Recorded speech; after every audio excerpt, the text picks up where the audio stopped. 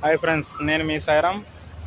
ఇప్పుడు ఏంటంటే మన మన రాష్ట్రంలో ప్రభుత్వ స్కూళ్ళల్లో ఇంగ్లీష్ మీడియం కావచ్చు, తెలుగు మీడియం కావచ్చు, ఒక సంప్రదాయాన్ని నేర్పించలేదు స్టూడెంట్ని. విద్యా వ్యవస్థ అది ఎలా నేర్పించాలంటే జనవరి, ఫిబ్రవరి, మార్చి అలా కాకుండా మన మాసాలు తుదిగా త్రయోదశమి అది ఉంటాయి కదా, ఋతువులు, వసంత ఋతువు, గ్రీష్మ ఋతువు, అవన్నీ దాంతోనే మాసాలు ఉన్నాయి.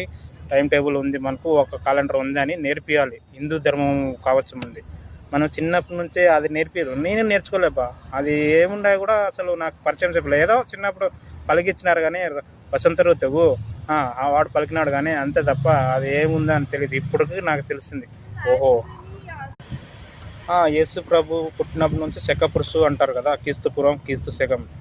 అది కాదు, రాంగ్. అది ముందుటి నుంచే ఉన్నారు చాలామంది. గౌతమ బుద్ధుడు, అశోకుడు, జైన వర్ధమాన మహావీరుడు, చాలామంది ఉన్నారు. మన కృష్ణుడు ఉన్నారు, రాముడు ఉన్నాడు, తర్వాత ఎవరు చాలామంది ఉన్నారు. మన దేవతలు, హిందూ దేవతలు మొత్తం ఉన్నారు. వరి కాకుండా ఉన్నారు. మన ముందు నుంచే తయారైంది మన క్యాలెండరు, మన టైం టేబుల్, కాలగమనము.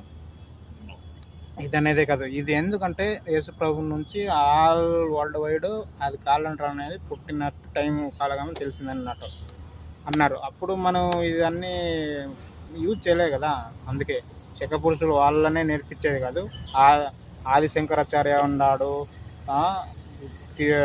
కృష్ణదేవరాయలు ఉన్నారు, కృష్ణదేవరాయలు, అట్లా శకపురుషులు అంటారు.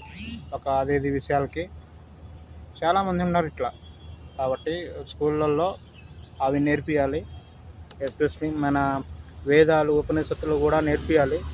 అవి బ్రాహ్మణులకే కాదు, మనకు కూడా. అది హిందువులు ఎవరెవరు ఉంటారో అందరూ నేర్చుకోవాలి.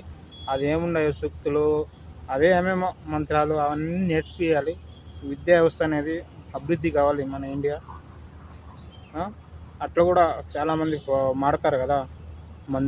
మందుగుండి తాగకుండా, చికెన్ మటన్ తినకుండా, నాన్ వెజ్ తినకుండా, వెజ్ ఓకే నేర్చుకుంటారు కదా కొందరు అయినా.